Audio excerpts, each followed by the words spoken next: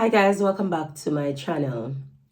So guys, in today's video guys, I'm going to be doing something like a follow-on from the last video I did on the student fatal incident that took place at Kingston Technical High. Basically, this sparked, a lot of debate in terms of whenever these things happen, people tend to look at, where is it stemming from, some of the factors which contributes to this and so on. Basically, I mentioned a few stuff in terms of the responsibility of the government to bring these badmanism or badhumanism type of high schools up to par. And in this video, I'll just be elaborating further on what I mean and, where is it that I'm coming from. So guys, let's get into the video.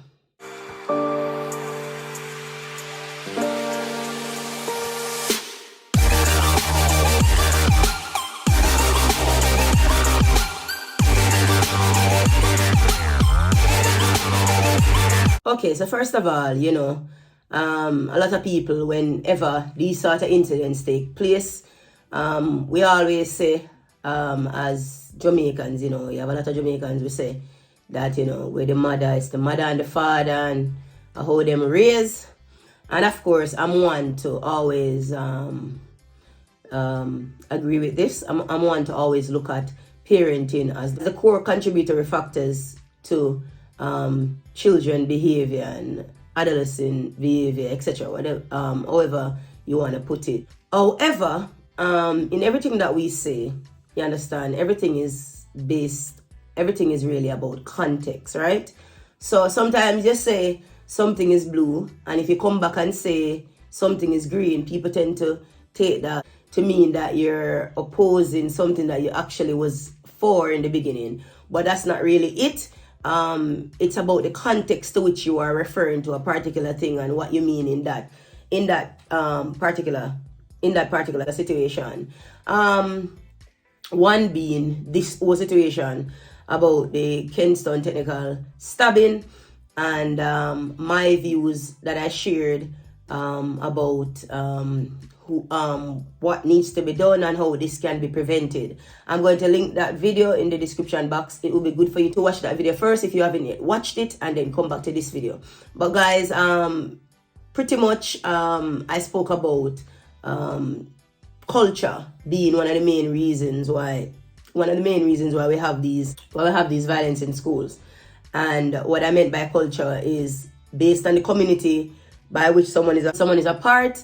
They tend to adapt to that culture and bring it into schools. And especially if the school is of the same like mind as the culture of that student, naturally it will just be a feeding ground for the same behavior to continue. Now, obviously, in my last video, I didn't focus mainly on parenting, because in this whole context of what I was speaking about, parenting was one factor. However, it was more, my point that I was trying to bring across is more a general point in terms of if it was just down to parents, which, a lot of people would say it's all about parenting. No, I don't believe it's just down to a parents to raise a child. If that was the case, you wouldn't have social services in first world countries. You wouldn't have so many different agencies that are there to protect children against harm and so on.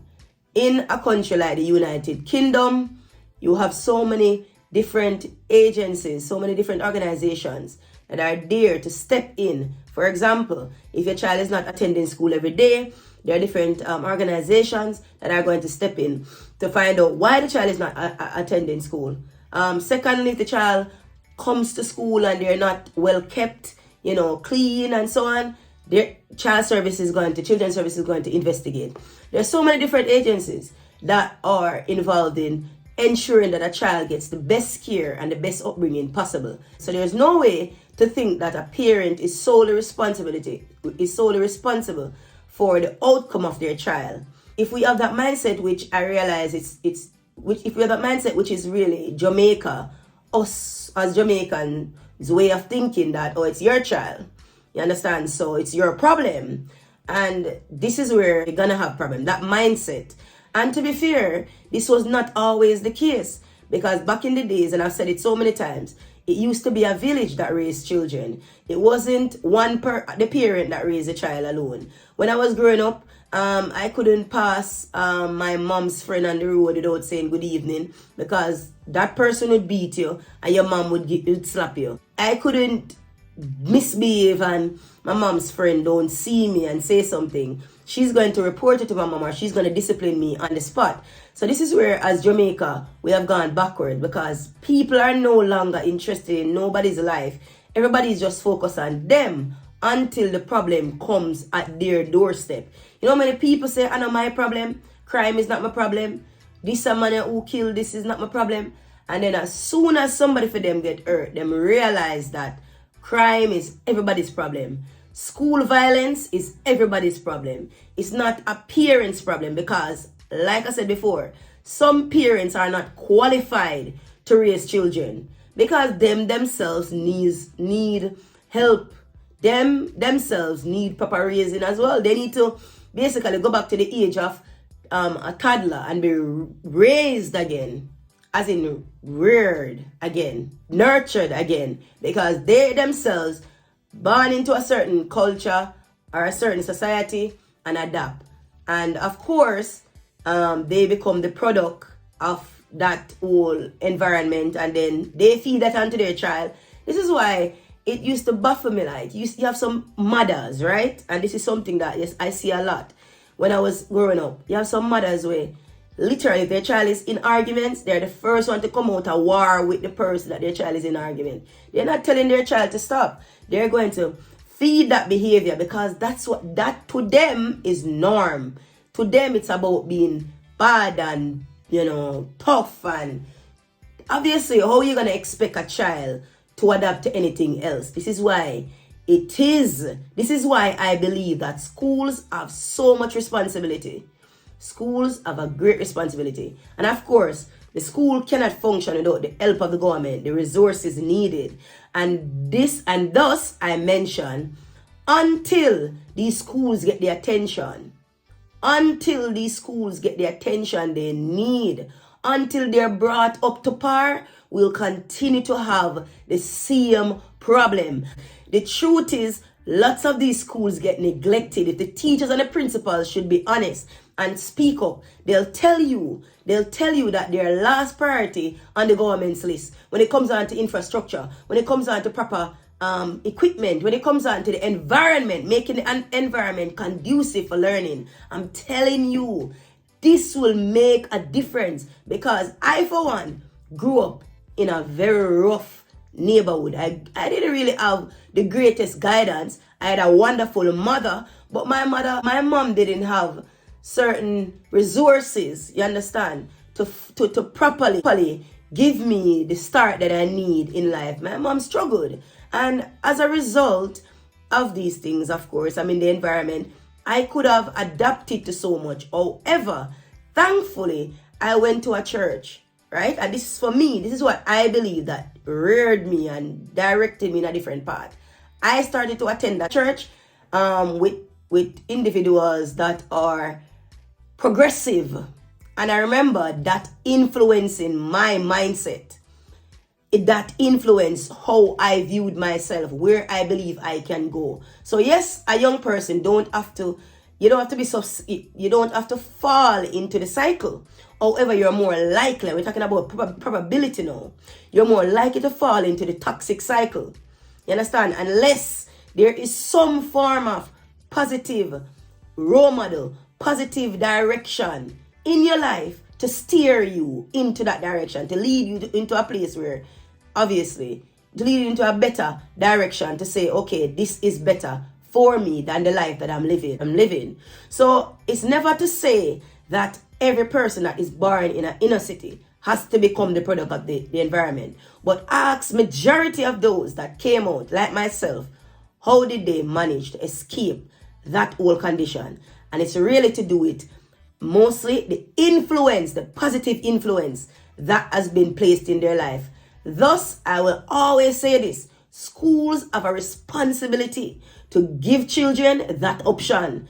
It's too often these schools adapt to the environment by which they're a part.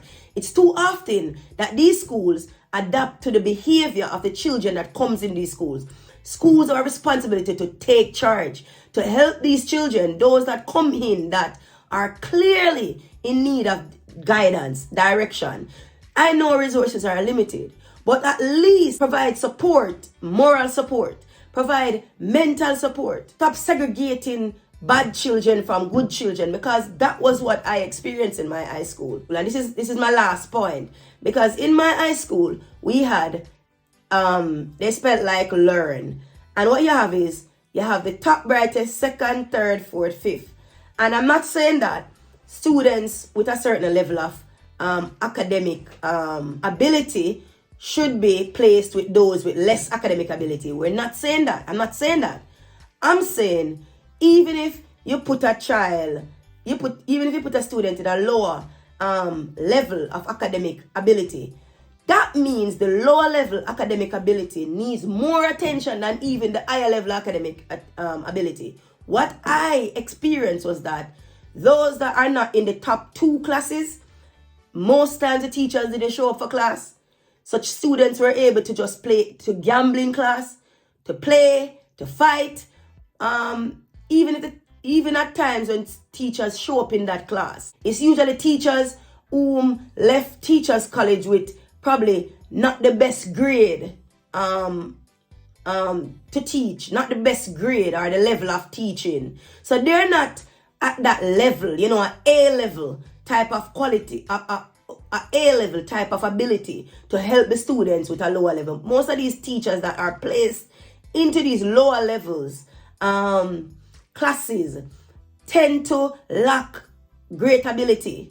You understand? That A ability. Believe it or not. Don't believe that because a teacher doesn't have limitations too. Yes, they do. And they tend to lack that ability. Which, in my opinion, if you have a class that if you have students that are lower level ability, why not get the teachers that are A ability to teach those students? Because of course they need to be brought up to par.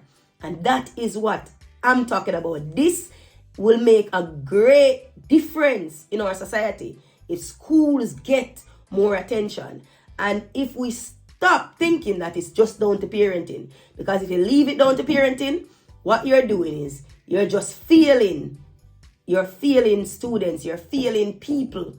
Because at the end of the day, it takes a village. It does take a village. And some parents are not able and cannot and should not, you understand, are not able to raise proper human beings, proper man and woman of tomorrow. So what you're going to do? Leave, just ignore that. Should society ignore those children that are being raised by parents that are not doing good by their children, that are not doing a good job when it comes on to raising good men and good women of tomorrow? Should the society leave them? Of course, that is what happens in Jamaica all the time. Society neglects them. The government doesn't really pay attention to these people. And we have to say government because government is responsible for the way the society is run. So the government doesn't pay attention. The society doesn't pay attention. And what you have, that spills over into society. And these young men and young women becomes the problem that we see in crime and violence or school violence. And that is my thought for today. Guys, as usual, leave a comment in the comment section. Let me know what you think about what I had to say. Please do remember to like this video and share it, guys, because these are good content and I hope you do enjoy it. And I hope that you really think about what it is that I had to say, because this is just real for me based on my experience and a lot of people around me that I grew up with. So this is just my reality, guys, and my experience growing up and what I believe is the solution to our problems. So guys, please leave your comments in the comment section, like, share, and subscribe to my channel. Until next time, Godspeed. Big ups. Bye guys.